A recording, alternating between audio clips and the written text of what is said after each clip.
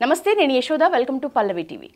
ఆయన ధర్మాన్ని పాటించే స్వయం సేవక్, మతోన్మాదులకు వెన్నులో వణుకు పుట్టించే సోల్జర్, రామ మందిరం కోసం ముందుండి నడిచిన వాలంటీర్, మన తెలుగు హిందూ పండుగల ప్రాముఖ్యతను విశిష్టతను చాటి చెప్పే గొప్ప ఆర్గనైజర్ ఎవరో కాదు, విశ్వ హిందూ పరిషత్ జాతీయ అధికార ప్రతినిధి, భాగ్యనగర్ గణేష్ ఉత్సవ సమితి జనరల్ సెక్రటరీ మనతో పాటు ఉన్నారు ఈరోజు రావి నూతల శశిధర్ గారు. సార్ నమస్తే, బాగున్నారా సార్? జై శ్రీరామ్. జై శ్రీరామ్ సార్. నిజానికి మత మార్పిడులకు అతీతంగా ఈ మధ్య కాలంలో కొంచెం జ్ఞానం పెరుగుతున్న ఈ రోజుల్లో కావాలనే హిందువులకే కులాల మధ్య చిచ్చు పెట్టే ఇది ఒక పనిగట్టుకుని చేస్తున్న ప్రోగ్రామే అంటారా? తప్పకుండా లేదు. ఇప్పుడు చూడండి, కొన్ని ఒక నెట్వర్క్, ఒక ఎకో సిస్టము ఓవర్ నైట్ ఎట్లా ఒక ఉద్యమం లాంచ్ అయింది. ఒక ఎకో సిస్టమ్ దీని వెనకాల ఫండింగ్ వచ్చింది. ఒక ఎకో సిస్టమ్ను దీని వెనకాల ఒక ఉద్యమాన్ని నడుపుతూ ఉన్నారు. దీంట్లో వాస్తవాలు 2 రోజులు 3 రోజులకు వస్తాయి, తెలుస్తాయి. వీళ్ళ బ్యాక్గ్రౌండ్ ఇప్పుడు వీళ్ళు ఏ రోజు కూడా నిజంగా నిరుపేదల పొట్టగొట్టేటువంటి ప్రయత్నం చేస్తూ ఉన్నారు. తెలంగాణ నుంచి వలసపోయి సూరత్లో బతుకుతున్నారు. అవును, తెలంగాణ నుంచి నిరుపేదలు పోయేసేసి వాళ్ళ ముంబై వీధుల లోపల బతుకుతున్నారు. వీళ్ళు పేదలు కదా. ఇక్కడ నువ్వు తెలంగాణ సెంటిమెంట్ మీద మరాఠీ గోబ్యాక్ అని, గుజరాతీ గోబ్యాక్ అని, రాజస్థాన్ గోబ్యాక్ అని, ఇదే మార్వాడి ప్రాంతం లోపల, ఇదే ఇప్పుడు ఏ మార్వాడి గోబ్యాక్ అంటున్నావు ఆ మార్వాడి ప్రాంతం లోపల నిరుపేదలైనటువంటి తెలంగాణ వాళ్ళు ఉన్నారు ఇవాళ. ఇప్పుడు కాబట్టి ఇది ఎక్కడికి దారి తీస్తుంది? ఇక్కడ వాళ్ళని ఇక్కడ మనం వాళ్ళ మీద దాడి చేస్తే, అక్కడ వాళ్ళు మన మీద దాడి చేస్తే నిజంగా బలయ్యేది ఎవరు? నిరుపేదలే కదా. అంత తొందరగా హిందువులే ఎందుకు పావులు అవుతున్నారు సార్, మీ అభిప్రాయం ప్రకారం? ఆ ట్రాప్లో ఇప్పుడు అసంతృప్తి ఎక్కడుందో వీళ్ళు అక్కడ. ఇప్పుడు సాధారణంగా ఒక నేతృత్వం ఏం చేయాలి? జాతీయవాద నేతృత్వం ఎక్కడైతే సమస్య ఉంటే దానికి పరిష్కారం కోసం ఎతకాల. సమస్యను జటిలం చేయడమే కదా వీళ్ళ ఉద్దేశం. కమ్యూనిస్టులది కానీ, ఈ తుకుడే గ్యాంగులది కానీ, లేకపోతే ఈ దేశ విచ్ఛిన్నకర శక్తుల ఎజెండా చాలా స్పష్టంగా ఉంటుంది. వాళ్ళు సమస్య కోసం పోరాడుతున్నట్టే కనబడతారు పైకి, కానీ వాళ్ళు సమస్యలు సృష్టిస్తారు, ఉన్న సమస్యను జటిలం చేస్తారు. మీకు ఒక ఉదాహరణ చెప్తా. తెలంగాణ ఉద్యమం ఉవ్వెత్తున నడుస్తుంది. తెలంగాణ ఉద్యమం లోపల మానవహారం, సాగరహారం పేరు మీద ట్యాంక్ బండి మీద ప్రోగ్రామ్ అయింది. మీరు కూడా అప్పుడు తెలంగాణ ఉద్యమం లోపల న్యూస్లు చదువుతూ ఉన్నారు. ఎవరి విగ్రహాలు పలిగినాయి? శ్రీకృష్ణ దేవరాయల విగ్రహం పలుకుతుంది, నన్నయ్య విగ్రహం పలుకుతుంది, మొల్ల విగ్రహం పలుకుతుంది. వీళ్ళకి అక్కడ కనబడింది, అక్కడ ప్రదర్శించింది వీళ్ళు తెలంగాణ అనుకూలవాదము, తెలంగాణ ఆర్తనాదము, నీటి కోసం రణనినాదము, అభివృద్ధి కోసం ఆరాటం కాదు. ఈ తెలంగాణ ఉద్యమంలోకి చొరబడ్డటువంటి ఈ శక్తులు ట్యాంక్ బండి మీద ప్రదర్శించింది హిందూ వ్యతిరేక భావజాలం. ఈరోజు కూడా తన్ని తరుముతాము. ఎవరిని తన్ని తరుముతాం? హిందువుల మీద తన్ని తరుముతాం. కాబట్టి ఇది వాళ్ళ లక్ష్యం చాలా స్పష్టంగా ఉంది, అర్థం చేసుకోవాల్సింది మనం. అయినా నేను ఒక మాట చాలా స్పష్టంగా చెప్తున్నా. నేను ఒక వర్గాన్ని గుడ్డిగా సమర్థించడం లేదు, వాళ్ళ వాదనను వ్యతిరేకించను లేను. కానీ ఇది పరిష్కరించాల్సింది ప్రభుత్వమా చట్టమా సార్? ప్రభుత్వం. ఇప్పుడు చట్టాల లొసుగులు, ఇప్పుడు వాళ్ళు తప్పు చేస్తున్నారు, లేకపోతే వాళ్ళు చట్టా ప్రకారం నడుచుకుంటలేరంటే ఎక్కడ నడుచుకుంటలేరో దానికి ప్రభుత్వం ఒక అడ్డుకట్ట వేయాలి కదా. అందుకే అన్ని వ్యాపార వర్గాలను పిలవాల.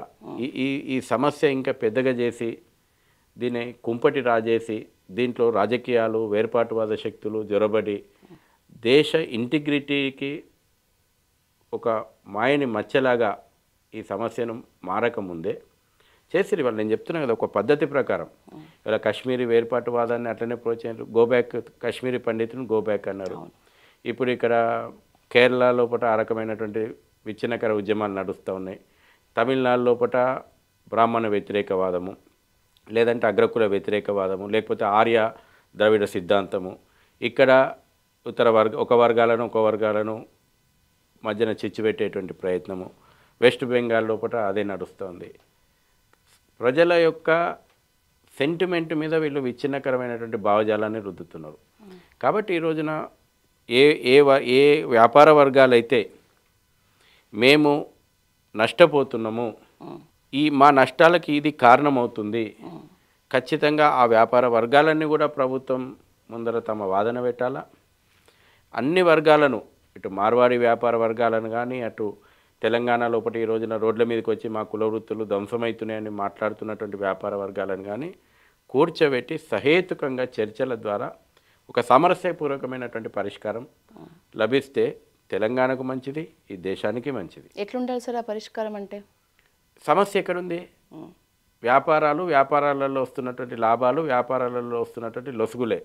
అందులో బ్రహ్మ పదార్థం ఏం లేదు. ఇవాళ బీసీ రిజర్వేషన్ అని మాట్లాడుతున్నారు, వెల్కమ్. అందులో 12% ముస్లింలకు ఇస్తామంటున్నారు. దీన్ని ఎవరు ప్రశ్నించరే? రేపు ఈరోజు గ్రేటర్ హైదరాబాద్ పరిధి లోపల కార్పొరేటర్లుగా ఎన్నికైనటువంటి వాళ్ళు బీసీ కోటాలో ఎన్నికైనటువంటి ముస్లింలు ఎక్కువ మంది ఉన్నారు. రేపు 12% ముస్లింలను తీసుకొచ్చి బీసీలలో కలిపితే బీసీలు రాజకీయంగా, ఆర్థికంగా, సామాజికంగా మళ్ళీ వెనుకడుగేస్తారు. ఎందుకనంటే ఈ రోజున ఓటు బ్యాంక్ రాజకీయాలు నడుస్తున్నాయి. నీవు ఏ రకంగా హిందువుల బలహీనత ఏమనుకుంటున్నారు? వాళ్ళు ఒక్కటిగా కలిసి ఉండరు. బీసీలు కూడా రేపటి నాడు బీసీ ముఖ్యమంత్రిని చేస్తామన్న నినాదము ఈ రాష్ట్రంలో వచ్చింది కదా. మరి ఈ సంఖ్యనే ఎక్కువ ఉన్నప్పుడు ముఖ్యమంత్రిని చేసుకునే అవకాశం వచ్చినప్పుడు ఒక్కటిగా చేసుకోలేకపోయారు కదా. నిజంగా సాధ్యమవుతుందా సార్? ఒకవేళ రాజకీయంగా ఓట్లే ముఖ్యమైతే సాధ్యమవుతుంది. కానీ అక్కడ మైనార్టీ ఓట్లకు అంత ప్రాధాన్యత ఎందుకుంది? మైనార్టీలు గంపగుత్తగా మతం ఆధారంగా ఓట్లు వేస్తున్నారు కాబట్టి కదా. రేపు 12% తీసుకొచ్చి బీసీలలో కలిపిన రోజున బీసీ రాజకీయ అస్తిత్వమే ప్రమాదంలో పడుతుంది. ఇది గ్రహించాలా. దీన్ని ఎవరు మాట్లాడరు? ఏ బీసీ సంఘం మాట్లాడదు. మేము మాట్లాడితే మేము ముస్లింలకు వ్యతిరేకం, మేము మతోన్మాదులం అవుతాం. ఈరోజు చెప్తున్నా, ఈరోజు అనేక లోకల్ బాడీ ఎలక్షన్లలో ముస్లింలు బీసీ కోటా లోపల ఎన్నికైండ్రు. రేపు రాబోయే రోజుల లోపల మీకున్నటువంటి అవకాశాలన్నీ ఈ ఓటు బ్యాంకు రాజకీయాలే బీసీలకు ఉన్నటువంటి అవకాశాలన్నీ ముస్లింలకు దోచిపెడతాయి. ఈ ప్రమాదాన్ని ఫస్ట్ మీరు అడ్రస్ చేయండి. తర్వాత ఈ రోజున ఉద్యమం ఏదైతే సహజంగా నేను ఈ విషయము 4 రోజులు మనం ఎవరం మాట్లాడుకుంటే సమసిపోతుంది అనేటువంటిది నా అభిప్రాయంలో ఉన్నా. మాట్లాడుకుంటేనే ప్రభుత్వాలు చేయాల్సిన పని చేస్తే, ఎందుకంటే ఇందులో వాస్తవమైనటువంటి ఇష్యూని మనం పక్కన పెట్టి దీన్ని అడ్రస్ చేయలేము. ఎస్, 2 వర్గాల లోపల ఉన్నటువంటి అసంతృప్తి ఉన్నది. దీనికి ఆ వ్యాపారాలు ఒక ఆరోగ్యకరమైనటువంటి వాతావరణం లోపల పారదర్శకంగా నడవడానికి ఒక ప్రభుత్వం ఒక విధి విధానాన్ని తీసుకొని రావాలి. అందరికీ స్వేచ్ఛ ఉంది ఈ దేశం లోపల. ఇప్పుడు ఇక్కడ ఉత్పత్తి అవుతున్నటువంటి వస్తువులు పోయి గ్లోబల్ మార్కెట్ లోపల పెట్టట్లేదా? ఈ రోజున ఆదిలాబాద్లో ఉత్పత్తి అవుతున్నటువంటి గిరిజన ఉత్పత్తులు ఎక్కడో అహ్మదాబాద్లో అమ్ముతున్నారు.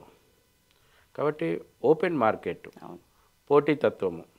ఈ పోటీతత్వం లోపల చట్టాల ప్రకారంగా ఒకరిని అడ్డుకోవడము సాధ్యం కాదు.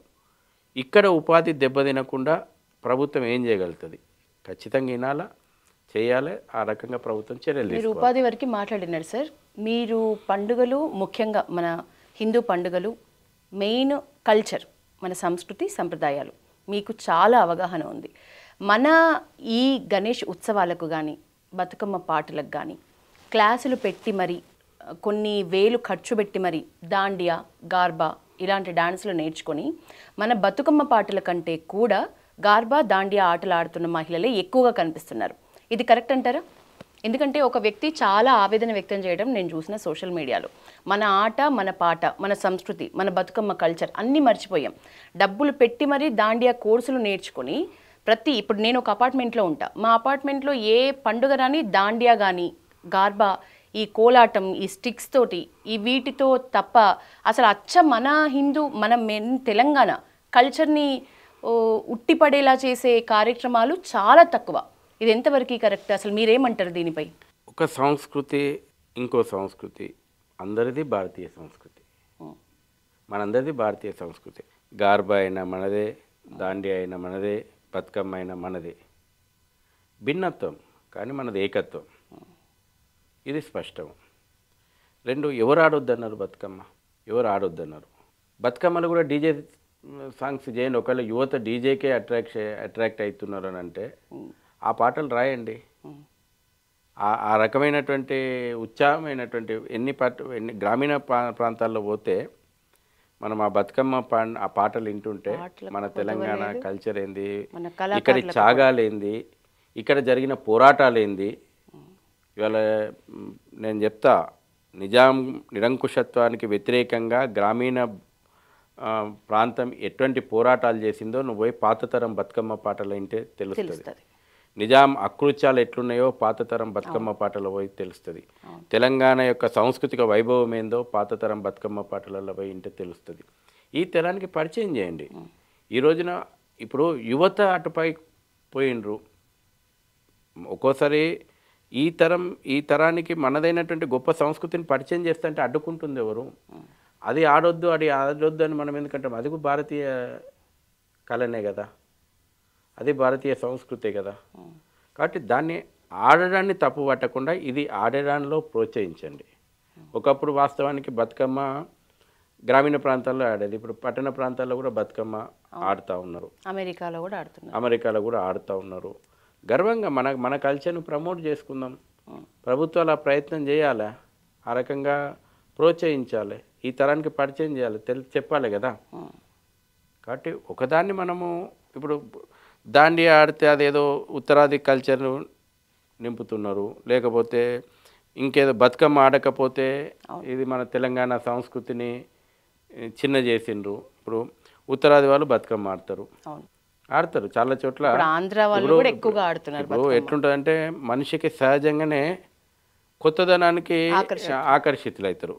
ఇప్పుడు వాళ్ళు వచ్చి బతుకమ్మ ఆడాలనుకుంటున్నారు, వీళ్ళు వచ్చి దాండి ఆడాలనుకుంటున్నారు. దీంట్లో తప్పు పట్టేది ఏమున్నది? అందరము ఒకటే భావన, అంతా ఒకటే మన సంస్కృతి అన్న రోజున మనము దీన్ని తప్పు పట్టి ఈ గొడవలు జరగవు.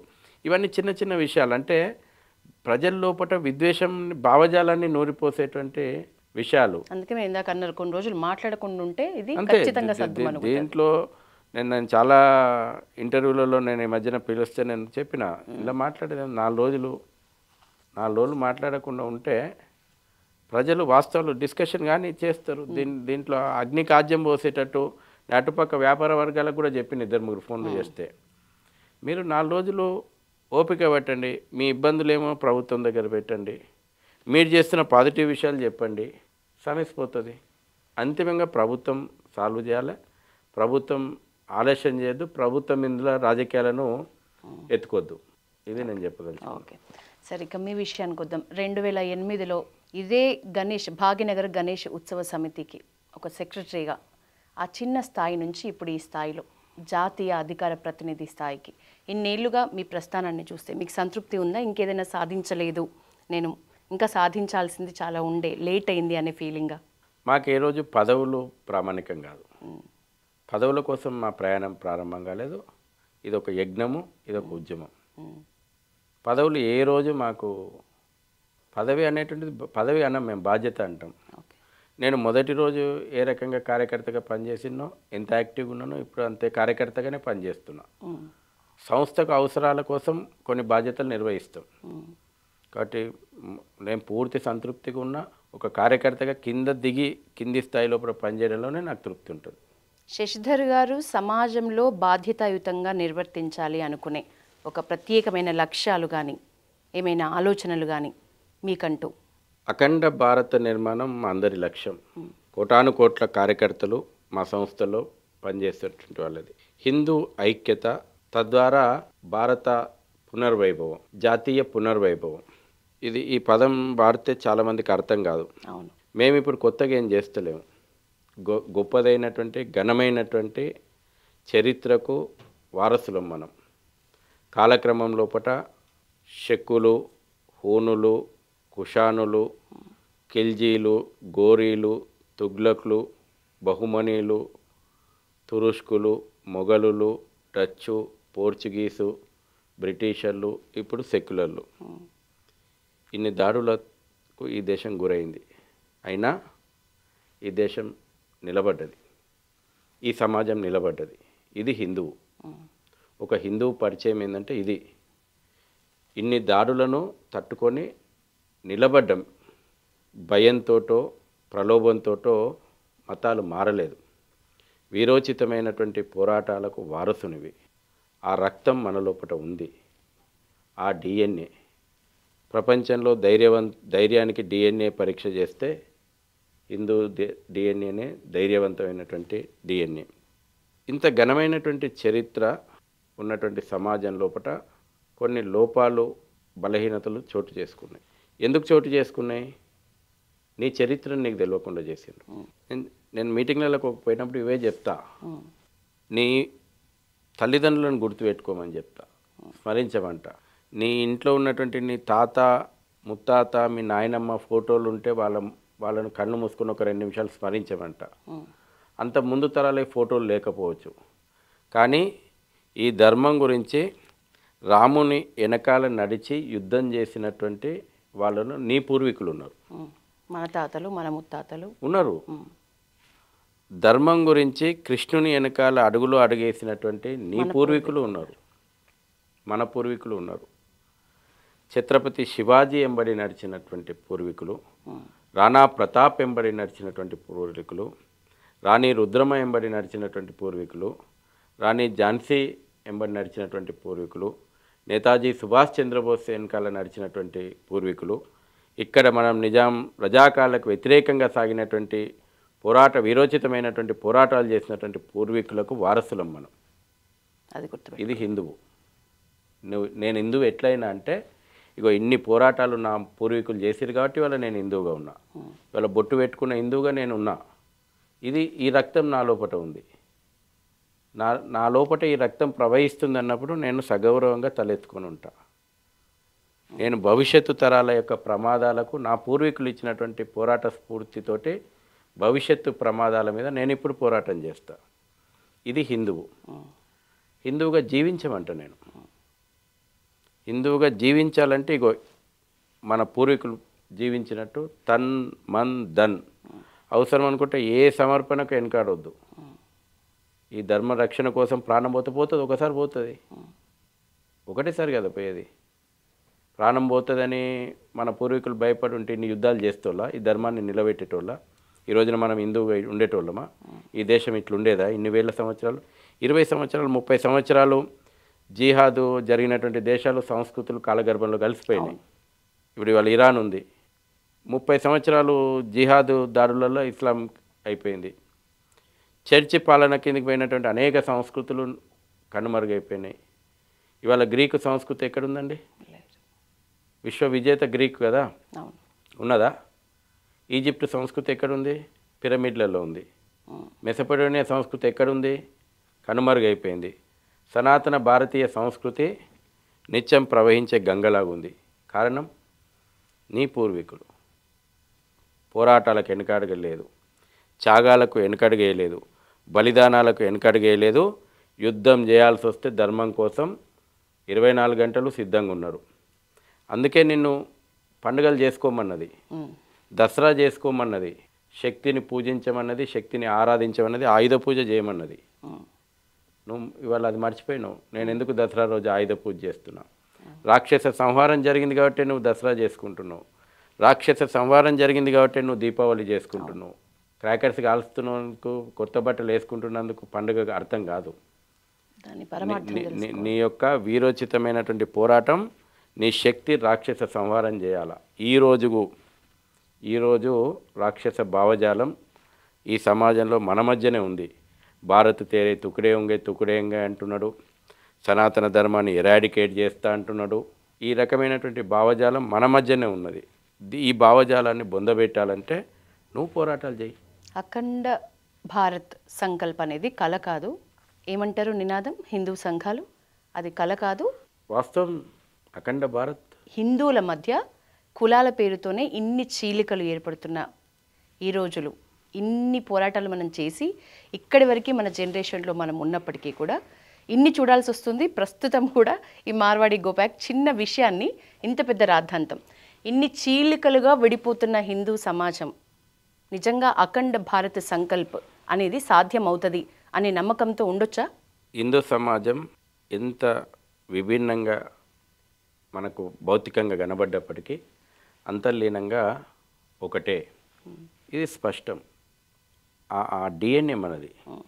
అనేక ప్రయత్నాలు ఇప్పుడేందండి, ఇప్పుడు ఈ చిన్న చిన్న అసలు రాజ్యాలు ఎన్ని ప్రజాస్వామ్యంలో జరుగుతున్నాయి. ఇవి దీన్ని ఎట్లా డీల్ చేయాలనో మాకు తెలుసు. మన పూర్వీకులు రాజ్యహింసను ఎదుర్కొన్నారు. వందల సంవత్సరాలు నీ గుడులు గులగొట్టిండ్రు, ఇప్పటికీ నీ బడులు ధ్వంసం చేసిండ్రు. ఈ దేశంలో స్వతంత్రం రాకముందు ఈ దేశంలో మొఘలులు కానీ తురుష్కులు కానీ బ్రిటిషర్లు కానీ రాకముందు 7,38,000 గురుకులాలు ఈ దేశం లోపల ఉన్నాయి. వాటి ధ్వంసమైంది, కుల వృత్తుల ధ్వంసమైంది. ఎన్ని రకాల ధ్వంసం కావాలో అన్ని రకాల విధ్వంసం చేసిండ్రు. అయినా నిలబడ్డరు. ఇవాళ నీకు సంచార జాతులు మీకు అంటరాని వాళ్ళుగా కనబడవచ్చు, కానీ సంచార జాతుల యొక్క కంట్రిబ్యూషన్ చాలా గొప్పది. రామాయణ మహాభారతాలను మరిచిపోకుండా ఈ సమాజం లోపల ఒక ఊరి నుంచి ఒక ఊరికి, ఒక ఊరి నుంచి ఒక ఊరికి తిరుక్కుంటూ వాళ్ళేమి పొట్టకూటి కోసం తిరగలేదండి. ఈరోజు చెప్తున్నటువంటి హరికథలు కానీ బుర్రకథలు కానీ గంగిరెద్దులు కానీ చిరుతల రామాయణం కానీ ఈ సంచార జాతులు ఉన్నాయి కదా, సంచార జాతులు రామాయణ మహాభారతాలను మర్చిపోకుండా ఒక గ్రామం నుంచి ఒక గ్రామం, ఒక గ్రామం నుంచి ఒక గ్రామం తిరిగి సజీవంగా ఉంచగలిగినరు ఈ యొక్క గొప్పదైనటువంటి సంస్కృతిని. కాబట్టి అయోధ్య ఉద్యమం చాలామంది అన్నారు కదా అవుతుందా అని, అస్సలు అవ్వదన్నారు. రామాలయం అవుతుందని నమ్మకం చాలామందికి లేకుండా, హిందువులకే. మరి చేసినాం కదా, బ్రహ్మాండంగా ప్రాణప్రతిష్ఠ అయింది కదా, రోజుకు లక్షలాది మంది దర్శనం చేసుకొచ్చుకుంటున్నారు కదా. చాలామంది మాట్లాడారు, మేము బతుకున్నాగా రామాలయం ఎట్లయితుందో చూస్తాము, అసలు రాముడు పుట్టిండా, రాముడు అభూత కల్పన, రాముడు అవాస్తవము, గుడి దేవుడే ఎరుగు, రామసేతుని కూడా విధ్వంసం చేయాలని చూసారు. కానీ జాతి సంకల్పం నిజమైంది. అయోధ్యలో భవ్య దివ్య రామ మందిరం పునర్నిర్మించుకున్నాం. రేపు చట్ట ప్రకారం ఉన్నటువంటి అన్ని అవరోధాలను అధిగమించుకొని మధుర లోపల శ్రీకృష్ణ మందిరం నిర్మాణం అవుతుంది, కాశీ లోపల విశ్వనాథుని మందిరం పునర్నిర్మాణం అవుతుంది. ప్రజలు కోరుకుంటే ఈ దేశంలో విధ్వంసానికి గురైనటువంటి 48,000 పైచిలుకు దేవాలయాల పునర్నిర్మాణం జరుగుతుంది. అఖండ భారతం, 12 జ్యోతిర్లింగాలు, 18 శక్తి పీఠాల ఏదైతే ఈ దేశాన్ని జోడిస్తున్నాయో అఖండ భారతం ఈరోజు కాకపోయినా రేపు సాధ్యమవుతుంది. ఆ విశ్వాసం మాకుంది. మన గుడుల మీద ఆలయాల మీద ఇప్పటికీ దాడులు జరుగుతున్నాయి. నిజంగా చట్టాల్లో మార్పు వస్తే అది ఆగుతుందంటారా? దాన్ని స్టాప్ పడాలంటే ఏం చేస్తే కరెక్ట్ సార్? చట్టాలతోటి గుళ్ళను కాపాడుకోవాలి, చట్టాలతోటి ధర్మాన్ని కాపాడుకోవాలి అనేటువంటి భ్రమల నుంచి హిందూ సమాజం బయటికి రావాలి. ప్రభుత్వాలతో అవుతుందా? ప్రభుత్వాల దయాదాక్షిణ్యాల మీద మనం ఉండేది ఏంటండి. ప్రభుత్వాలను మనం ఏ ప్రభుత్వం ఉండాలో మనం చెప్పాలి. హిందువులు ప్రభుత్వాల దయాదాక్షిణ్యాల మీద మనం గుళ్ళు కాపాడుకోవాలి, ప్రభుత్వాల దయాదాక్షిణ్యాల మీద మనం గోవును కాపాడుకోవాలి, ప్రభుత్వాల దయాదాక్షిణ్యాల మీద మనం పూజలు నిర్వహించుకోవాలా అనేది తీసేయాలి. మనం నిర్ణయించాలి ప్రభుత్వంలో ఎవరు ఉండాలనో. రామునికి ఆదర్శంగా తీసుకున్నటువంటి వాడు, రామరాజ్యాన్ని నేను నడుపుతా అంటోళ్ళను ప్రభుత్వాలను ఎక్కియాలి మనం. కాబట్టి హిందూ సమాజము ఈ భ్రమల నుంచి బయటకు, ప్రభుత్వాలు మారితే మార్పు వస్తుంది అని లేలే, ప్రభుత్వాలు ఎవరు ఉండాలో మనం డిసైడ్ చేయాలా అన్నారు కదా. రామరాజ్యానికి కట్టుబడి ఉన్న మహాత్మా గాంధీ కూడా రామరాజ్యం నాకు ఆదర్శం అన్నాడు. అవును. కానీ వాళ్ళ కాంగ్రెస్లో ఉన్నటువంటి వాళ్ళకి చాలామందికి రాముడు అంటే పడడు, వాళ్ళకు రోమ్ కనబడుతుంది. కాబట్టి అది వేరే విషయము. నేను చాలా స్పష్టంగా చెప్తున్నా ఏంటంటే హిందూ సమాజం ఒకటిగా ఉండాలి. మనం ఒకటిగా ఉన్నటువంటి రోజున, ఐక్యంగా ఉన్నటువంటి రోజున ఎవడు మన దిక్కు ఏలెత్తి చూపెట్టాలంటే ఆలోచన చేయాలి. ఎంత ధైర్యం మనకి హిందుత్వాన్ని ఎరాడికేట్ చేస్తానికి. ఇదే హైదరాబాద్ లోపల 15 నిమిషాల సమయం ఇస్తే హిందువులను ఊచకొత్తగోస్తా అని మోగినటువంటి ఆ దౌర్భాగ్యానికి ఎంత ధైర్యం. హైదరాబాద్ లోపల హిందూ సమాజం లేచి నిలబడి ఉంచితే కొట్టుకుపోతాడు వాడు. ఉంచితే వానికి 15 నిమిషాలు టైం కావాలట. వాడు ఎందుకు మొరుగుతున్నాడు అట్లా? నువ్వు ఫస్ట్ సహనం ఎక్కువైంది కదా నీకు, ఈ సెక్యులరిజం మత్తు ఎక్కువైంది కదా. సెక్యులరిజం అనేటువంటి మత్తు నుంచి ఫస్ట్ హిందువులు నిద్ర లేవాల. బాగా ఎక్కించుకున్నాం, మనకే ఎక్కించిండ్రు మొత్తం సెక్యులరిజం అంటే. ఒక ముస్లిం గర్వంగా నేను ముస్లిం అని చెప్పుకుంటాడు, ఒక క్రిస్టియన్ గర్వంగా నేను క్రిస్టియన్ అని చెప్తాడు. హిందువులకి ఎక్కడ పోయింది ఆ పౌరుషం? నేను సెక్యులర్ అని చెప్పుకుంటాడు. ఏం సెక్యులరిజం? సర్వమత సమభావన అనే మంది ఎందుకు ఎక్కించారు? నీ ధర్మం, సనాతనమైనటువంటి ధర్మం నీకు గొప్పది కావాలా, అప్పుడే నువ్వు హిందువు అవుతావు. అన్ని మతాలు సమానం, అన్ని మతాలు సమానం, నేను సెక్యులరిస్టు, అదో మతం తయారైంది. అదొక మతం తయారైంది. వాళ్ళ సెక్యులరిజం అనేటువంటిది మతం. ఒక హిందువుగా నా ధర్మం గొప్పది, నా ధర్మం శ్రేష్టమైనది, నా ధర్మం రాక్షస సంహారం చేయమన్నది, నా ధర్మం పాపులను శిక్షించమన్నది, పాపులను కాపాడమనలేదు. పాపులను కాపాడమనలేదు నా దేవుడు, పాపులను శిక్షించమన్నాడు. నా దేవుని యొక్క అవతారం పాపులను శిక్షిస్తేందుకు, రాక్షసులను శిక్షిస్తేందుకు ఉంది. నా దేవుని అవతారం పాపులను కాపాడుతందుకు లేదు. ఇది హిందువు తెలుసుకోవాలా.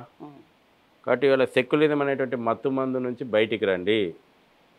అప్పుడు నీకు భవిష్యత్తు ఉంటుంది, నీకు భవిష్యత్తు ఉంటుంది. లేకపోతే ఈ కుహానా సెక్యులరిజం మత్తులో ఉండి నీ భవిష్యత్తు తరాలను ప్రమాదంలోకి పడేసి వస్తున్నాను. ఈ రోజున ఎందుకు ఇవాళ ఆఫ్ఘనిస్తాను గాంధారం కాందహార్ అయింది? చరిత్ర నుంచి పాఠాలు నేర్చుకోవా నువ్వు?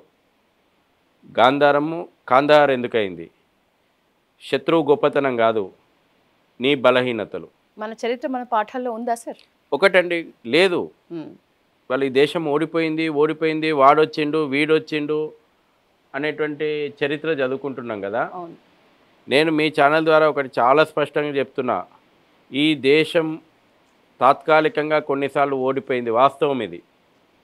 కానీ ఏ రోజు ఈ దేశం తలదించలేదు, ఏ రోజు ఇక్కడి సమాజం సరెండర్ కాలేదు, నిరంతరం పోరాటాలు చేసింది. ఇవాళ శత్రువు బలం కారణంగా ఈ దేశం తాత్కాలికంగా ఓటమి చెందలేదు. మన లోపల ఉన్నటువంటి బలహీనతల కారణంగా తాత్కాలికంగా ఓటమి చెందితే ఎవరో ఒక మహనీయుడు ఉద్భవించిండు, ధర్మరక్షణ కోసం ముందడుగేసిండు, పోరాటాలు చేసిండు, సమాజం వాళ్ళ వెనకాల నడిచింది.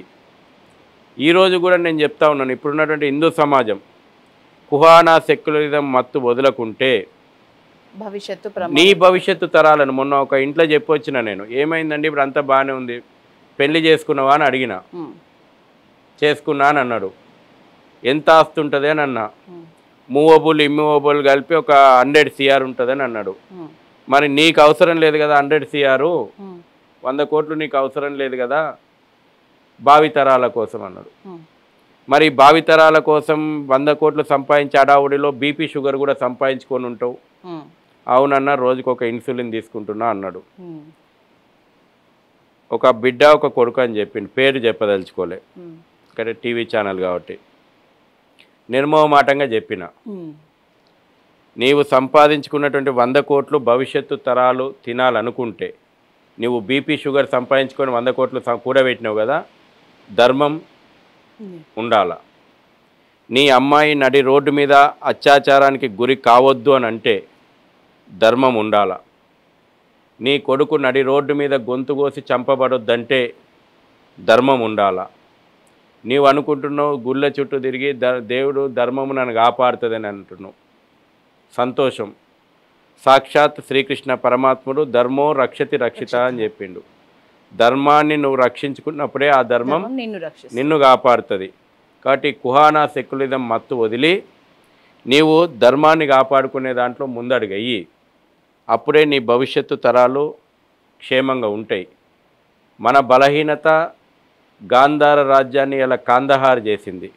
నీ ముందు చూపు లేకపోవడం కారణంగా మన బలహీనతలు లవపురాన్ని లాహోర్ చేసినాయి.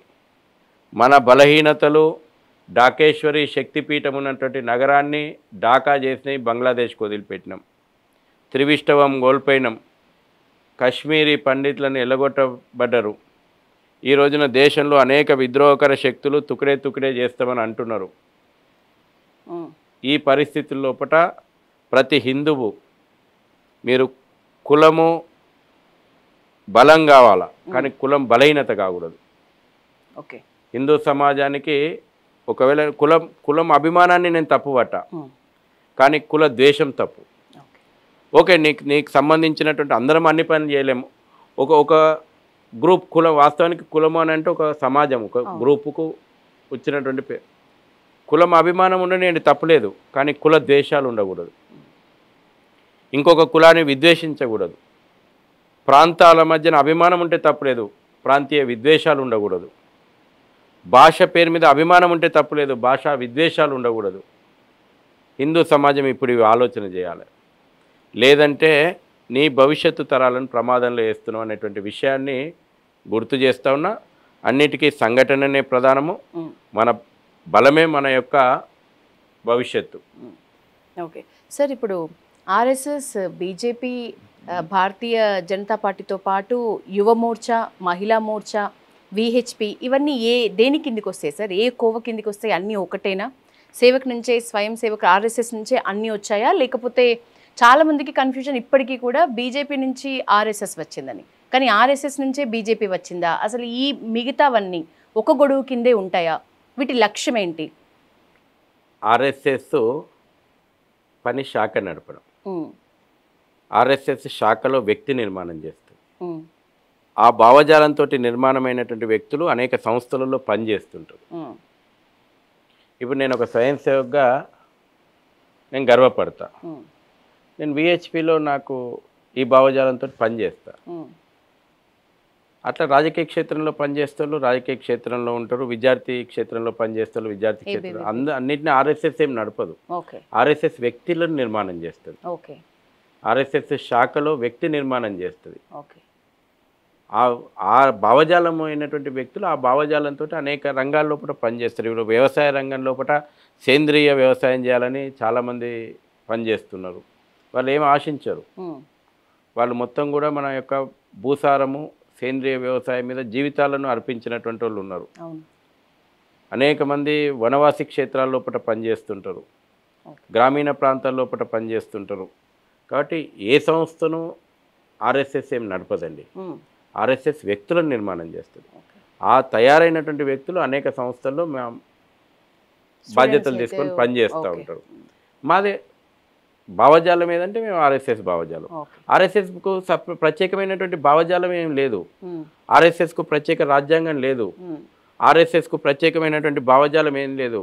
లక్షల సంవత్సరాల యొక్క ఈ యొక్క సనాతన ధర్మం యొక్క భావజాలమే ఆర్ఎస్ఎస్ భావజాలం. ఉమ్, ఓకే. మేము వ్యక్తి పూజ కోసం మేము పనిచేస్తలేము, ఈ దేశం యొక్క వైభవం కోసం మేము పనిచేస్తున్నాం. కాబట్టి ఆర్ఎస్ఎస్ భావజాలం అంటే ఈ దేశం యొక్క సాంస్కృతిక వైభవంతో ముడిపడి ఉన్నటువంటి భావజాలమే ఆర్ఎస్ఎస్ భావజాలం. ఆర్ఎస్ఎస్ సిద్ధాంతం ఏంటంటే మాకేం సిద్ధాంతము, మా ప్రత్యేకమైనటువంటి కాన్స్టిట్యూషన్ రాసుకొని సిద్ధాంతం ఏం రాసుకోలేదు. జాతీయ పునర్నిర్మాణమే మా సిద్ధాంతం. ఉమ్, ఏంది జాతీయ పునర్నిర్మాణం అంటే? ఘనమైనటువంటి గొప్పదైనటువంటి ఈ దేశం అనేక రంగాల లోపల అనేక దాడుల కారణంగా కోల్పోయినటువంటి మన సాంస్కృతిక పునర్వైభవాన్ని సాధించుకోవాలి. ఇదే మా సిద్ధాంతం. కానీ ఒక గొప్ప విషయం సార్, నేను చాలా ఇంటర్వ్యూస్ చేశా పల్లవి టీవీ ద్వారా. ఎమ్మెల్యే, ఎంపీ, ఎమ్మెల్సీ రాజకీయాల్లో హోదాకు అతీతంగా ఆర్ఎస్ఎస్ భావజాలంతో పెరిగిన వాళ్ళు, ఆర్ఎస్ఎస్ రిలేటెడ్ స్కూల్ సరస్వతి శిశు మందిర్లో ఇట్లా చదువుకున్న ప్రతి ఒక్కళ్ళు కాలర్ ఎగరేసుకుని చెప్తారు. ఎంత గర్వంగా చెప్తారంటే, నేను ఒక ఆర్ఎస్ఎస్ కార్యకర్తని, నేను ఈ భావజాలంతో ఉన్నా అన్నమాట. ఇప్పుడు మీ మాటల్లో కూడా నాకు అది చాలా స్పష్టంగా కనిపించింది. ఇదైతే నిజంగా నేను మా మాతృ సంస్థ సంఘము. మాకు సిద్ధాంతమే ముఖ్యము. మాకు ఏ రోజు ఏ సంస్థలు ఉన్నా మాకు సంఘము సిద్ధాంతం ఏదైతే ఉన్నదో ఇది సజీవమైనటువంటి సిద్ధాంతం. ఇది యుగ యుగాలుగా ఈ దేశం కోసం పరితపించినటువంటి మహనీయులు అందించిపోయినటువంటి సిద్ధాంతం ఇది. కాబట్టి ప్రవహించేటువంటి గంగ ఎంత స్వచ్ఛంగా ఉంటుందో ఈ సిద్ధాంతం అంత స్వచ్ఛమైనటువంటిది. హిమాలయపు ఎత్తైనటువంటి ఎంత ఉన్నతమైనటువంటి శిఖరాలో అంత ఉన్నతమైనటువంటి ఆదర్శమే ఈ సిద్ధాంతం. ఈ భావజాలంతో ఉన్న అన్ని గ్రూపులు కూడా మీరు పెట్టుకున్న సిద్ధాంతాన్ని ప్రేమిస్తున్న దానికన్నా కూడా మత విద్వేషాన్ని రెచ్చగొడుతున్న పేరే ఎక్కువగా మూటగట్టుకుంటున్నారు అంట. నేను ఏమంటారు మీరు? శత్రువు ఆ రకమైనటువంటి ఒక తప్పుడు ప్రచారం చేస్తారు. అయినా మేము దాన్ని శత్రువు అంటారు, తప్పుడు ప్రచారం వచ్చి చూస్తే తెలుస్తుంది. ఈ రోజున మతాలు పుట్టడానికి ఒక తేదీలు ఉన్నాయి, ఒక చరిత్ర ఉంది, ఎవరు ప్రారంభించారో ఒక చరిత్ర ఉంది. కానీ గొప్పదైనటువంటి ధర్మము లక్షల సంవత్సరాల నుంచి వస్తుంది కదా. అందరినీ ఒకవేళ హిందువే మతోన్మాద అయితే, హిందుత్వమే హింసావాదం అయితే వేరే మతాలు ఏవి కూడా ఈ దేశంలో ఉండవు కదా. ఈ రోజుకు మెజార్టీలు హిందువులే కదా. చాలా దేశాల లోపల మైనార్టీలు హింసకు గురవుతుంటారు. మొత్తం ప్రపంచం లోపల భారతదేశంలోనే హిందువులు ఈ రకమైనటువంటి ఇబ్బందులకు గురవుతూ ఉంటారు. ఈ దేశంలో రామ మందిరం కట్టుకోవాలనుకుంటే స్వాతంత్రం పేరు మీదన మతం ఆధారంగా ఈ దేశాన్ని 3 ముక్కలు వంచి 3.5 లక్షల మంది హిందువుల రక్తం పారించి స్వాతంత్రం జెండా ఎగరేసుకున్నాం కదా. మరి ఎందుకు 1947 తర్వాత నుంచి మొదలు పెట్టుకుంటే 2019 వరకు రామ మందిరం గురించి ఆగిండ్రు? హిందూ హింసోన్మాదో హిందూ మతోన్మాదో అయితే ఎప్పుడో అయిపోయేది కదా. హిందువు ప్రజాస్వామ్యవాది. ఈ రోజున హిందువులు మతోన్మాదులైతే, హిందువులు హింసావాదులైతే మరి మైనార్టీలు ఈ దేశంలో ఉండేవాళ్ళు కాదు కదా. దేశం బంచి ఇచ్చినప్పుడే మీరు ఇవాళ పాకిస్తాన్ ఏర్పడ్డప్పుడు అక్కడ హిందువుల సంఖ్య ఎంత, ఇప్పుడు హిందువుల సంఖ్య ఎంత పెరిగింది? చాలా 12% నుంచి ఏ రకంగా ఇవాళ ఆల్మోస్ట్ 1.8% వచ్చింది. బంగ్లాదేశ్ ఏర్పడ్డది, అక్కడ ఆనాటి హిందువులు ఎంత, ఈనాటి హిందువులు ఎంత? హిందువులే మతోన్మాదులు అయితే, హిందువులే హింసావాదులు అయితే మరి స్వాతంత్రం భారతదేశం ఖండిత భారతదేశంలో 1947లో ముస్లింల జనాభా ఏంది, ఇప్పుడేంది? 1947లో క్రిస్టియన్ల జనాభా ఏంది, ఇప్పుడేంది? విచిత్రం అన్నట్టు. మిగతా ప్రపంచం లోపల మైనార్టీలు బాధితులు, ఇక్కడ మెజార్టీలకు ముద్ర హింసోన్మాదులు, మతోన్మాదులు. ప్రపంచంలో ఎన్ని మతాలు ఉన్నాయో మన ధర్మం, హిందుత్వం ఏ రోజు మతం కాదు, ఇది సనాతనమైనటువంటి ధర్మం. ప్రపంచం లోపల ఎన్ని మతాలు ఉన్నాయో అన్ని మతాలు ఇవాళ భారతదేశంలో ఉన్నాయి. నీకు పాకిస్తాన్లో ముస్లిం కంటే స్వేచ్ఛగా భారతదేశంలో ముస్లింలు ఉంటారు. బంగ్లాదేశ్లో ముస్లింల కంటే స్వేచ్ఛగా భారతదేశం లోపల ముస్లిం ఉన్నాడు. ఇస్లామిక్ కంట్రీలలో ఏ దేశంలో లేనటువంటి స్వేచ్ఛగా ఇవాళ భారతదేశం లోపల ముస్లింలు ఉన్నారు. ఈ ఉదార స్వభావం ఎక్కువై కూడా మనకి గత్యంతరం వచ్చింది. ఎక్కువైంది నెత్తికి ఎక్కించుకొని కొన్ని ఇప్పుడు మతపరమైనటువంటి రిజర్వేషన్లు అంటున్నారు. ఈ దేశాన్ని మరో విభజన వైపు తోసేస్తున్నారు. ఏదైతే కమ్యూనల్ అవార్డ్స్ వచ్చిన తర్వాతనే విభజనవాదం ఈ దేశంలో బ్రిటిష్ వాడు కమ్యూనల్ అవార్డ్స్ తీసుకొచ్చిండు. ఆ రోజు నుంచి రాజకీయంగా విభజనవాదం ముస్లింలలో పెరిగింది. మళ్ళీ అదే పద్ధతి ఈ రోజున మతపరమైనటువంటి రిజర్వేషన్లు ఇవ్వాలని చూస్తున్నారు. అంబేద్కర్ గారు చాలా స్పష్టంగా దీన్ని వ్యతిరేకించారు, చాలా ముందు చూపుతోటి. అసలు అంబేద్కర్ గారు ఇంకా ఇప్పుడు అసలు ఎవరు చర్చ పెట్టారు ఈ విషయం. అంబేద్కర్ గారు దేశం మతం ఆధారంగా విభజనకు గురైతే మొత్తం పాపులేషన్ ఎక్స్చేంజ్ కావాలనుకున్నాడు. అక్కడ ఉన్నటువంటి హిందువులను క్షేమంగా ఇక్కడికి తీసుకురావాలి, ఇక్కడ ఉన్నటువంటి ముస్లింలందరినీ అక్కడికి పంపించాలి, ఇదే శాశ్వత పరిష్కారం అన్నాడు. వినలేదు మనం అంబేద్కర్ మాటలు. ఆ రోజు ఒక శాశ్వత పరిష్కారాన్ని అంబేద్కర్ చూపెట్టిండు. అదేవిధంగా ఈ రోజున ఎవరు ఉండిపోయినరు, అటు ఈస్టు పాకిస్తాన్లో కానీ వెస్ట్ పాకిస్తాన్ తర్వాత బంగ్లాదేశ్ అయింది. ఎవరు ఉండిపోయినరు ఆ రోజున అక్కడ? నిరుపేదలైనటువంటి దళిత సామాజిక వర్గాలు. ఈ రోజున బంగ్లాదేశ్లో కానీ పాకిస్తాన్లో కానీ హత్యలకు అత్యాచారాలకు గురవుతున్నటువంటి హిందువులు వాళ్ళే. వాళ్ళ గురించి మనం మాట్లాడము, ఎందుకంటే బాధితుడు హిందువు కాబట్టి. ఈ రోజున మతం ఆధారంగా రిజర్వేషన్లు మరో దేశ విభజన కుట్ర. ఇది రాజ్యాంగానికి విరుద్ధం. ఇది భారత రాజ్యాంగానికి విరుద్ధమైంది. ఇది రిజర్వేషన్లు ఇచ్చింది హిందూ సమాజానికి, అది కూడా సామాజిక ఆర్థిక అసమానతలను తొలగించడానికి. మతపరమైనటువంటి రిజర్వేషన్లు ఇవ్వడానికి వీల్లేదు. కానీ వాళ్ళ రాజకీయాలు మతపరమైనటువంటి రిజర్వేషన్లు అంటూ నెత్తినెక్కించుకునేటువంటి ఓటు బ్యాంకు రాజకీయాలు చేస్తున్నాయి, మరి దేశాన్ని ప్రమాదంలోకి నెట్టేస్తున్నాయి. ఇది హిందూ సమాజం ఆలోచన చేయాలి. మన చుట్టూ ఏం నడుస్తుంది, ఏ రాజకీయాలు నడుస్తున్నాయి, రేపు మన భవిష్యత్తు ప్రశ్నార్థకంగా పడుతుంది. ఒక్కొక్క అడుగు ఆ దిశగా పోతుంది. ఈ రోజున ఇదే హైదరాబాద్లో చూద్దాం.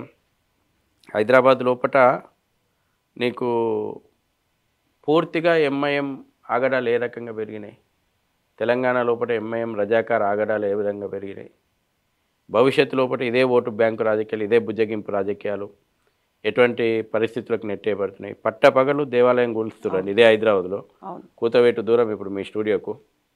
పట్టపగలు హైదరాబాద్ లోపల జూబ్లీ హిల్స్ లోపల దేవాలయానికి కూలుస్తున్నారు, ప్రభుత్వాలే కూలుస్తున్నాయి. దేవాలయాలు ఎన్ని దేవాలయాలను ధ్వంసం చేసిండ్రు. ఈ మధ్య కాలంలో ముత్యాలమ్మ టెంపుల్ నుంచి పెద్దమ్మ టెంపుల్ వరకు చాలా అయినాయి. మతోన్మాదం పెరిగిపోతుంది. ఎవరు పెంచి పోషిస్తున్నారు? రాజకీయాలు, ఓటు బ్యాంకు రాజకీయాలు. వీటిని హిందూ సమాజం ఆలోచన చేయాలి. Okay sir, final questions. Ganesh Bhagyanagar Ganesh ఉత్సవాలు మొదటి రోజుల్లో మీరు ఒక సెక్రటరీగా అప్పుడప్పుడే స్టార్ట్ అవుతున్న రోజుల్లో ఇప్పటి రోజుల్లో ఏ మాత్రం తేడా వచ్చింది? మెయిన్ తేడా అంటే వేటి చోట్ల వచ్చింది సార్? ఏ కార్నర్స్లో తేడా ఎక్కువగా వచ్చింది? మేము పేరుకు ఒక ఉత్సవం, ఇది సాధారణమైనటువంటి హిందువు జరుపుకుంటున్నటువంటి ఉత్సవం. సంస్థగా నాకు ఇది ఒక యజ్ఞం. మీకు స్పష్టంగా అర్థమైంది అనుకుంటా. వారికి ఒక ఉత్సవము, నాకు ఒక యజ్ఞము. ఈ యజ్ఞం నిరంతరంగా సాగేటువంటి యజ్ఞం.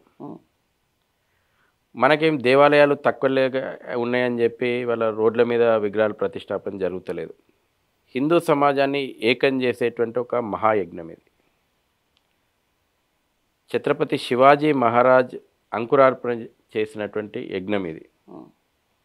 1630 లోపట హిందూ సమాజంలో ఐక్యత తీసుకురావడం ద్వారానే మొఘలులను తిప్పికొట్టడం సాధ్యమవుతుందని గ్రహించి పూణే చుట్టుపక్కల ఉన్నటువంటి ప్రాంతాల్లో మావలీలను చేరదీసి సామూహికమైనటువంటి గణపతి ఉత్సవాల కేంద్రంగా ఒక మహా సైన్యాన్ని నిర్మాణం చేసిండు. ఆ సైన్యమే ఎవరైతే కత్తి పట్టుకొని జిహాద్ చేస్తామని చెప్పి ఆఫ్ఘనిస్తాన్ నుంచి బయలుదేరి వచ్చి ఈ దేశంలో రక్తపాతం సృష్టించి సుమారు 800 సంవత్సరాలు దేవాలయాలను నిరంతరంగా ధ్వంసం చేసి అటువంటి సామ్రాజ్యాన్ని తిప్పికొట్టి శివాజీ సైన్యాధ్యక్షుడు సైనికాధికారి పోతే భగవద్ధ్వజానికి తల వంచి నమస్కరించినటువంటి జిహాదీలు. ఇది గణేష్ ఉత్సవాల యొక్క చరిత్ర.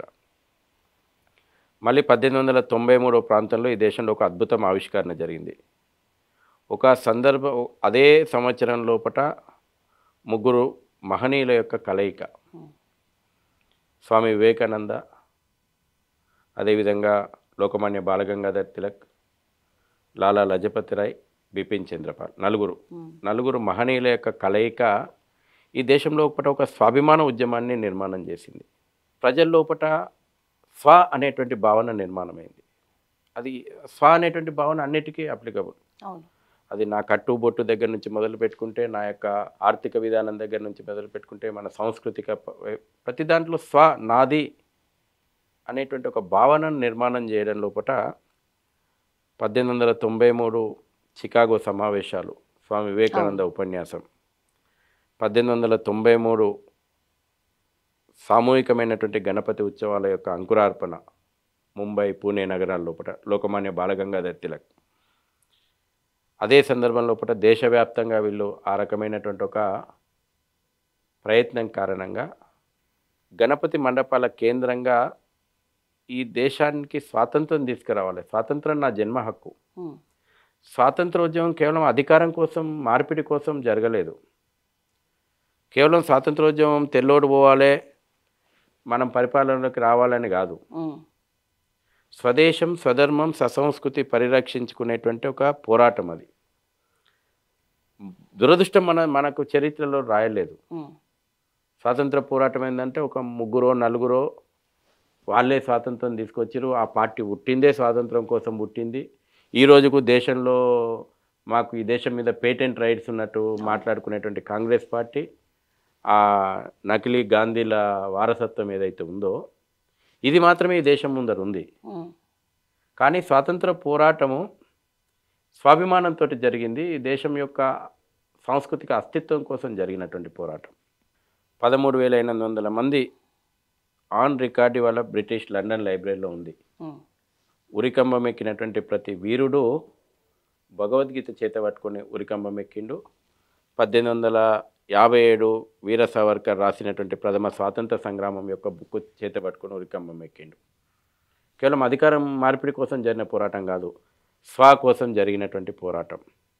మీరు ఈ దేశ చరిత్రను చూస్తే 1905 లోపట బెంగాల్ విభజనకు వ్యతిరేకంగా స్వాభిమానం కోరుకున్నటువంటి ఉద్యమం జరిగింది.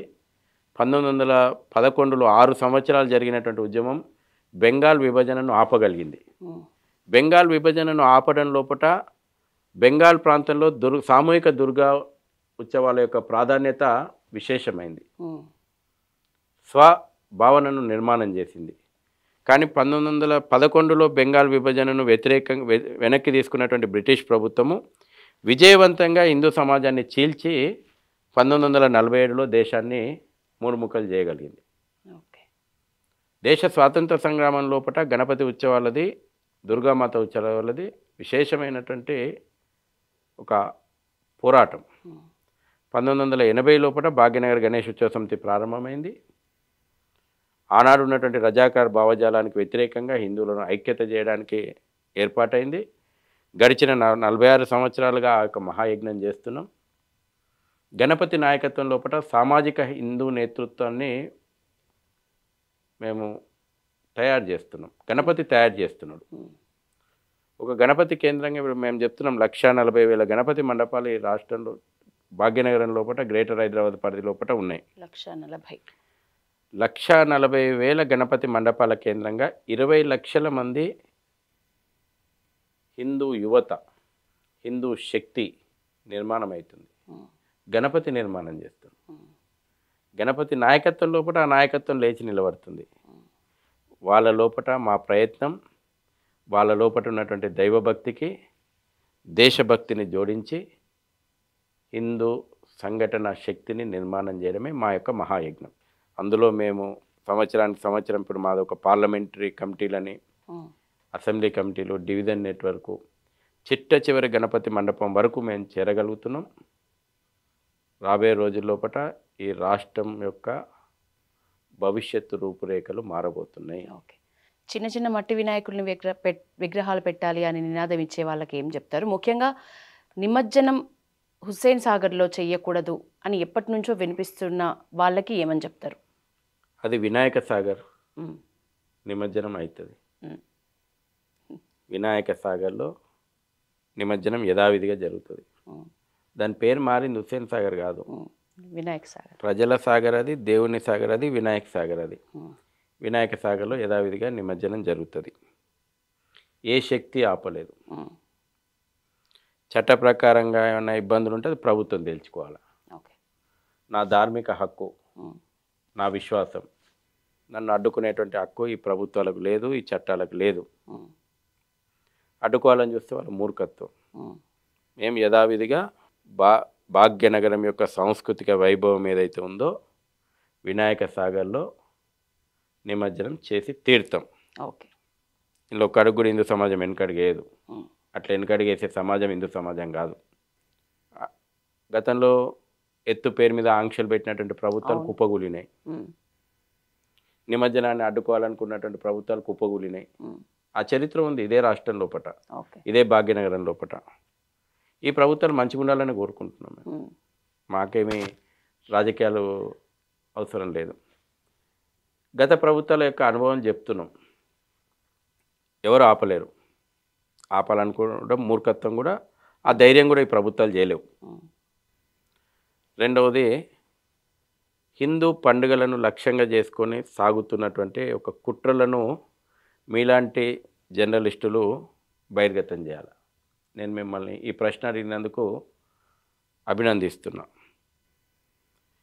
దేవాలయం పోయేటువంటి హిందువులు 1.8% ఈరోజు. 1.8 ఇద్దరు కూడా పోతలేరు దేవాలయం. కంటే తిరుపతి పోయి వస్తావా, నువ్వు యాదగిరిగుట్ట పోయి వస్తావా, 6 నెలలకు 3 నెలలకు క్రమం తప్పకుండా దేవాలయానికి పోయేటువంటి హిందువులు 1.8. ఆశ్చర్యం సార్, 1.8. అంటే నువ్వు వెంకటేశ్వర స్వామిని మొక్కితే శనివారం పోతావు, లేకపోతే అమ్మవారిని మొక్కితే శుక్రవారం పోతావు, అయ్యప్ప స్వామిని మొక్కితే బుధవారం పోతావు. అట్లా క్రమం తప్పకుండా దేవాలయానికి పోయేటువంటి హిందువులు 1.8 ఒక రిపోర్టు ప్రకారం. దేవాలయాల వ్యవస్థను ప్రభుత్వాలు చేతిలో పెట్టుకునే వాటిని నిర్వీర్యం చేసినాయి. ఈ రోజున ఆధ్యాత్మికవేత్తలు, స్వామీజీల చేతుల్లో పట్ల దేవాలయాలు లేవు. దేవాలయాలన్నీ ప్రభుత్వం లాగేసుకుంది, వాటితో వ్యాపారం చేసుకుంటుంది. సాధారణమైనటువంటి హిందువును ధర్మానికి దూరం చేసేటువంటి కుట్ర బ్రిటిష్ వాడు చేసిపోయిండు. స్వతంత్ర భారతదేశంలో కూడా ఈ పనికి మాలినటువంటి దేవాదాయ ధర్మాదాయ శాఖతోటి అదే కుట్ర అమలవుతుంది. తర్వాత బడిని దూరం చేశారు. ఈ దారిదోపిడి నాకొకల చరిత్ర అంతా చెప్తారు. అక్బర్ గాడు, ఔరంగజేబు, ఆ పాగల్ గాడు, తుగ్లక్ గాడు, లంగా లఫంగా అందరు చెప్పేస్తారు. ఇంతకంటే ఎక్కువ బూతులు మీడియాలో మాట్లాడలేను నేను. వాళ్ళ చరిత్ర అంతా గ్లోరిఫై చేసి చెప్తారు. మన చరిత్రను మొత్తము కనుమరుగు బడిలో చెప్పకపోతివి, గుడి అయిపోయి బడి అయిపోయి. ఇక చివరికి మొట్టమొదటి సంస్కారం అందాల్సింది తల్లి ఒడి. తల్లి ఒడి ఇవాళ కుటుంబాలు విచ్ఛిన్నమైపోయి, నాయనమ్మ లేకపోయి చెప్తందుకు అమ్మమ్మ లేకపోయి, ఉరుకులు పరుగుల జీవితం అయిపోయి, టీవీ సీరియళ్ళల్లో బందీ అయిపోయి. ఒడిలా సంస్కారం నేర్పకపోతివి. అంతో ఇంతో హిందువులు కలుస్తున్నారంటే పండుగలే. ఈ పండుగలు కూడా లేకపోతే హిందువులు కలవడమే లేదు. కాబట్టి ఇప్పుడు నెక్స్ట్ పండుగల మీద పడ్డారు. ఇప్పుడు మనకి ఈ నెగిటివ్ నేరేటివ్ ఇప్పుడు అర్థమైతలేదు. ఒక 20 సంవత్సరాల తర్వాత మనకు దీని ఫలితం అప్పుడు కళ్ళ ముందర ఉంటుంది. మీరు చిన్నప్పుడు 2 రోజులు హోలీ వస్తే సంతోషపడేదిగా. అరే ఈ సంవత్సరం 2 రోజులు వచ్చింది, 2 రోజులు హోలీ ఆడతా అని ఎంత హ్యాపీగా ఫీల్ అయ్యేటోళ్ళు మీరు. అప్పుడప్పుడు కొంచెం కన్ఫ్యూజ్ అయిపోయి 2 రోజులు అట్ట ఈసారి మీ పిల్లలుగా ఇంకెక్కువ సంతోషపడేటోళ్ళం 2 రోజులు హోలీ ఆడతామని. ఇవాళ నువ్వు హోలీ ఆడుతున్నారా చిన్నపిల్లలు బయటకు వచ్చి ఐ డోంట్ లైక్ అని ఇండ్లలో కూర్చుంటున్నారు. వాళ్ళ మైండ్లలో విషయం నింపుతున్నారు. ఇవాళ మీరు చూడండి, వినాయక చవితి ఏం చేస్తున్నాం మనం? వాటర్ పొల్యూషన్ చేస్తున్నాం, మన మీద విష ప్రచారం. దీపావళి మన మీద విష ప్రచారం, ఎయిర్ పొల్యూషన్ చేస్తున్నాం. మనము ఉట్లు కొడతాం, మానవ హక్కులను హరిస్తున్నామని కోర్టు పోతుంది, కోర్టు ఆంక్షలు ఇస్తుంది. లేకపోతే జల్లికట్టు ఆడతాం. తమిళనాడు లోపల వ్యవసాయ పండుగలు ఊరికి వచ్చినప్పుడు అదొక ఆట, హింసించడం ఏం లేదు, అది ఎద్దులను పూజించడమే. దాన్ని అడ్డుకోవడానికి కోర్టులు తలుపులు తరుతారు, అదొక జీవహింస. పతంగులు ఎగిరేస్తాము, పక్షులు ఎక్కడ లేని పక్షి ప్రేమికులు అదే రోజు పుట్టుకొస్తారు. బక్రీద్ రోజు ఆవులు కోస్తున్న ఆవులు కనబడవు వీళ్ళకు. నాగుల చవితి చేస్తాము, అదే రోజు పాము ప్రేమికులు గుర్తొస్తారు, స్నేక్ లవర్స్ ఏమంటారు కదా. తర్వాత మీరు శివరాత్రికి వస్తే ఇంత అభిషేకం చేయాలని పాలు పట్టుకొని పోతారు. మీరు మూర్ఖులు అన్నట్టు. మీరు ఈ దేశంలో చంటి పిల్లలకు పౌష్టికాహార లోపం ఉంటే మీరు హిందువులు పోయి పాలు వృధా చేస్తున్నారని మీ మీద విష ప్రచారం. అంటే హిందూ లైఫ్ స్టైల్ లోపట, హిందూ జీవన విధానం లోపట బయోడైవర్సిటీ ఏ రకంగా ఉందో వాడికి అర్థం కాదు. వాని లక్ష్యం పండుగలను టార్గెట్ చేసుకొని విష ప్రచారం. ఈ విష ప్రచారము రాబోయే జనరేషన్లలో ఈ పండుగలను వాళ్ళ నుంచి దూరం చేసేటువంటి కుట్ర. ఇది సమాజం అర్థం చేసుకోవాలి, దీన్ని అడ్రస్ చేయాలి. వచ్చినాయి ఇప్పుడు రకరకాలుగా. ఒక 10 ఏళ్ల క్రితం పిఓపి లేదు, 20 ఏళ్ల క్రితం. ఇప్పుడు పిఓపి వచ్చింది. భవిష్యత్తులో ఇంకేమొస్తుందో, ఆర్టిఫిషియల్ ఇంటెలిజెన్స్ యుగం అవుతుంది. ఇప్పుడు మనం ఊహించినాం ఆర్టిఫిషియల్ ఇంటెలిజెన్స్, రేపు ఇంకేమొస్తుందో టెక్నాలజీ. మనిషి మారుతున్న పరిస్థితుల లోపల మార్పుల దిశగా ప్రయాణిస్తూ అన్నిటినీ జీవితం లోపల అన్వయించుకుంటున్నాడు. నువ్వు పొద్దున్న లేసే టిఫిన్ దగ్గర నుంచి నువ్వు కడుపులో పొల్యూషన్ వేస్తున్నావు. తినేటప్పుడు నీకు తెలుసు, నీకు వేరే ఆల్టర్నేటివ్ లేదు కాబట్టి తింటున్నావు. నువ్వు కోటింగ్ వేసిన బియ్యం రోజు తింటున్నావు, నీకు తెలుసు దాంతో ఆరోగ్యం ఖరాబ్ అవుతుందని. ఆల్టర్నేటివ్ లేనప్పుడు లేకుండా దాని మీద ఇష్యూని ఎట్లా అడ్రస్ చేస్తావు? రెండోది, మీరు అసలు ప్రశ్నలో మొదటి విషయానికి వస్తా, జీరో పొల్యూషన్. వాస్తవం ఏంటంటే గణపతి నిమజ్జనం కారణంగా జీరో పొల్యూషన్. ఓకే, మీరు అన్నారు కదా మట్టి వినాయకుడు అనేటువంటి ప్రచారం అని, ఇది కూడా కుట్రపూరితంగా జరుగుతుంది. ఓకే, నేను ఒక భాగ్యనగర్ గణేశోత్సవ సమితి ప్రతినిధిగా నేను చెప్తున్నాను చాలా స్పష్టంగా. మాకు మట్టి వినాయకుడైనా, పిఓపి విగ్రహమైనా, ఇంకొకరైనా, కొంతమంది కొన్ని చోట్ల 5 గడ్డలతోటి వినాయకుడిని పెడతారు, కొంతమంది కొన్ని చోట్ల పూలతోటి వినాయకుడిని పెడతారు, కొన్ని చోట్ల కొబ్బరి చిప్పలతో తయారు చేస్తారు. భక్తుని యొక్క విశ్వాసం దేవుని రూపం మీద. మాకు విగ్రహాలతోటి మాకు సంబంధం లేదు. కానీ మట్టి విగ్రహాలనే వాడండి అని ఇంకొక వాటితో మనం తప్పు చేస్తున్నామని చూపెడుతున్నారు. కంపారిజన్. పోనీ ఇంకో దాని నుంచి తప్పు జరుగుతుందా? ఏ పొల్యూషన్ కంట్రోల్ బోర్డు అధికారికమైనటువంటి బోర్డు ఉందో, ఇందులో గతంలో కొంతమంది అన్యమతస్థులైనటువంటి అధికారులు ఉండే, వాళ్ళు చేసిపోయినటువంటి కుట్రలు ఇవన్నీ. వాడు ఎక్కడున్నా కొంతమందికి మతోన్మాదం ఉంటుంది, హిందువుల మీద కుట్రలు చేయాలని. నేను పేరు తీసుకోలేదు. ఒకవేళ రేపటి నాడు ఈ టీవీ ఛానల్ ద్వారా ఏమైనా లీగల్గా నేను ఎదుర్కోవాలనుకుంటే ఆ రోజు నేను కోర్టుకు సమాధానం చెప్తా. గతంలో పొల్యూషన్ కంట్రోల్ బోర్డులో పనిచేసినటువంటి కొంతమంది అన్యమతస్తులు కుట్రపూరితంగా అవాస్తవాలను ప్రచారం చేసిపోయారు. ఫ్యాక్ట్ ఏముందంటే గతం 2001లో గవర్నమెంట్ జీవో ఉంది. 2001లో జస్టిస్ సత్యవ్రత సిన్హా జడ్జి ముందు వచ్చినటువంటి రిపోర్ట్ ఆధారంగా EPTRI environmental protection training and research institute చేసినటువంటి రిపోర్టు ప్రకారంగా వాళ్ళు ఇచ్చినటువంటి రిపోర్ట్ చాలా స్పష్టంగా ఉంది. పిఓపి విగ్రహాలనే వాడండి, 5 అడుగుల కంటే ఎత్తు విగ్రహాలనే వాడండి, అవి తీసేయడానికి ఈజీగా ఉన్నాయి, 6 నెలల వరకు కరగట్లేదు, వాటి మీద వాడిన రంగులు కూడా కరగట్లేదు, కాబట్టి ఎంబడే చెరువుల నుంచి తీసేయడానికి అవి ఈజీగా ఉన్నాయి, మట్టి విగ్రహాలు అయితే కింద పోయి బ్రేక్ అవుతున్నాయి, వాటి మీద వాడినటువంటి రంగులు కూడా తొందరగా కలిసిపోతూ ఉన్నాయి, కాబట్టి పిఓపి విగ్రహాలనే ఎంటర్టైన్ చేయండి అని చెప్పితే దాని ఆధారంగా 347 జీవో ప్రభుత్వం తీసింది. అప్పటి నుంచి పిఓపి విగ్రహాల యొక్క పరంపర సాగుతుంది. ఈరోజు మనకు మార్కెట్లో కనబడుతున్నాయన్నీ కూడా పిఓపి కావు. ఇవాళ రాజస్థాన్ నుంచి తీసుకొచ్చినటువంటి కడి మట్టి అంటారు దాన్ని, వైట్ది, దాంతో తయారు చేస్తున్నారు. రిపోర్ట్లో క్లియర్గా ఏం చెప్పారంటే ఫిజికల్గా మనకు పొల్యూషన్ కనబడుతుంది, వాటర్ లెవెల్, వాటర్ యొక్క మెజర్మెంట్స్ రకరకాల పారామీటర్స్ ప్రకారంగా చూస్తే బిఫోర్ ఇమ్మర్షన్ కంటే ఆఫ్టర్ ఇమ్మర్షన్ పొల్యూషన్ లెవెల్ తగ్గింది. ఇది ఎంతమందికి తెలుసు? తెలియదు. ఎందుకు తగ్గింది? మళ్ళీ అందులో కూడా ఒక అర్థం ఉంది. ఇప్పుడు 21 రకాల పత్రులు పూజిస్తాం మనం, అవన్నీ కూడా ఔషధ గుణాలతో ఉన్నటువంటి వాటిని కూడా నిమజ్జనం చేస్తాం విగ్రహంతో. అది కారణం. అంటే ఒక రకంగా గణేష్ నిమజ్జనం కారణంగా ప్రకృతి ఉన్న ఇప్పుడు as on today dead lake అండి వినాయక్ సాగర్, అందులో ఆక్సిజన్ లెవెల్స్ 0, రకరకాల పారామీటర్స్ ప్రకారం అది డెడ్ లేకు. అదే మంచినీటి ఏం కాదు. ఇప్పుడు ఆ డెడ్ లేక్లో ఇప్పుడున్నటువంటి పొల్యూషన్ లెవెల్ కంటే రేపు నిమజ్జనం అయినాక తగ్గుతుంది. ఇది వాస్తవము. ఇవాళ వీళ్ళ కుట్ర ఏంది? ఇవాళ మట్టి అంతా తీసుకొని పోయి ఒక తట్టెడు మట్టి తీయలే ఇప్పటివరకు. జపాన్ నుంచి 400 కోట్లు వచ్చినాయి, రకరకాల స్కీమ్ల మీద డబ్బులు వచ్చినాయి. ఇప్పటివరకు వినాయక సాగర్ అంటే మీరన్న హుసేన్ సాగర్, ఇంకా ఆడియన్స్ కూడా అర్థం కావాలి ఓసారి. దానికి మనం హిందువులు పెట్టుకున్న హిందూ సమాజం పిలుస్తుంది వినాయక సాగర్ అని, అట్లనే పిలవండి మీరు కూడా. అందులో ఇప్పటివరకు ఒక తట్టెడు మట్టి కూడా తీయలే. రేపు 20 సంవత్సరాల తర్వాత మళ్ళీ మేము ఇంటర్వ్యూ చేసుకోవాలంటే ఈ పొల్యూషన్ పోతుంది చర్చ. ఏం చర్చ వస్తుందని మీరు ఊహిస్తుండ్రు?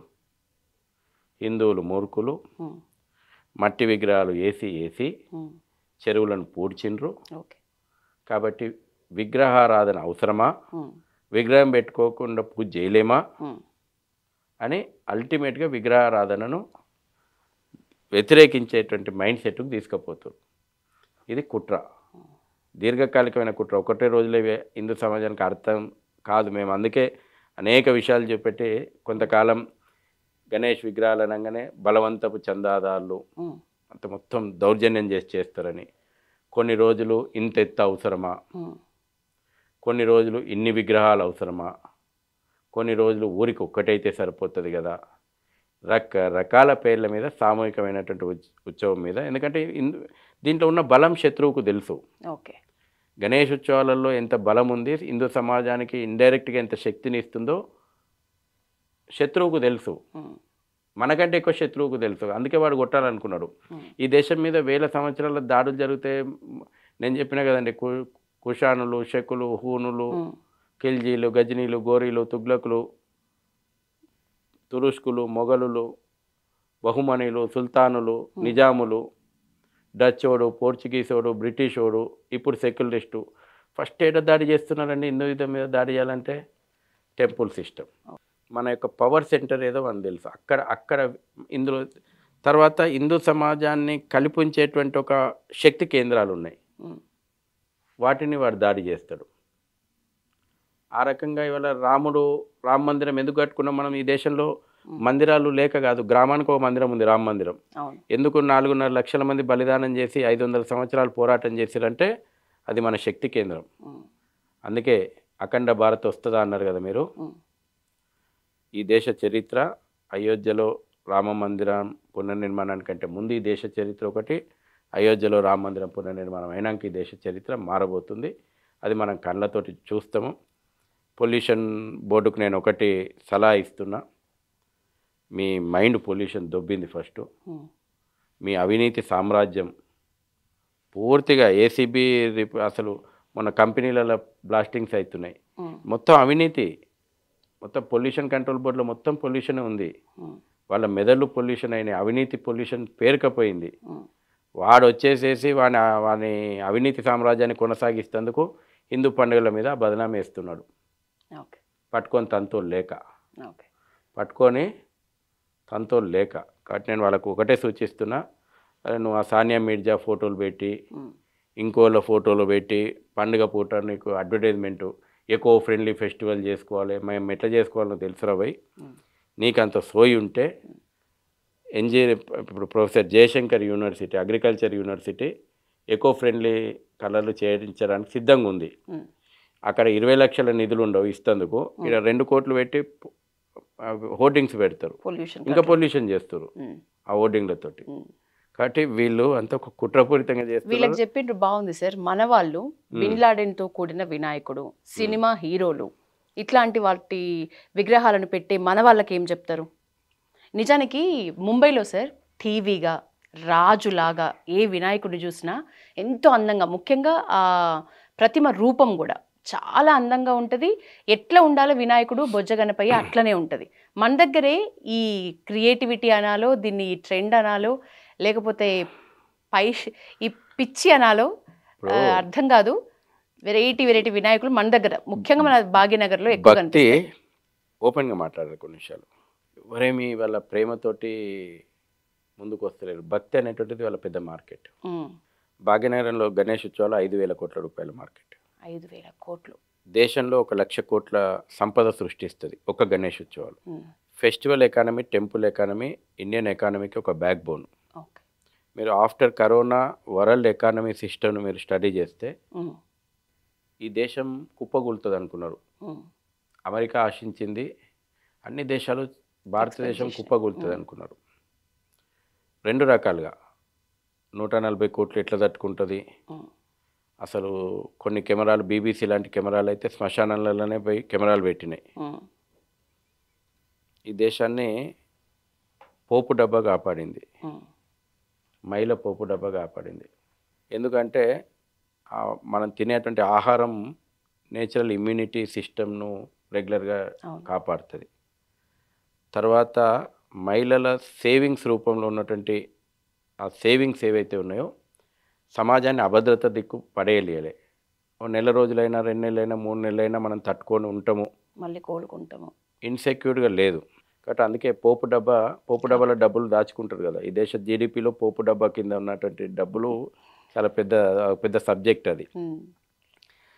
తర్వాత ఫెస్టివల్ ఎకానమీ, టెంపుల్ ఎకానమీ మిగతా ఏ వ్యాపారాలు లేకపోయినా ఇది రొటేషన్లో ఉన్నాయి అన్నట్టు. ఈ సైకిల్ ఆగలేదు, ఎందుకంటే మనము పండుగలు చేసుకోకుండా ఉండలేము.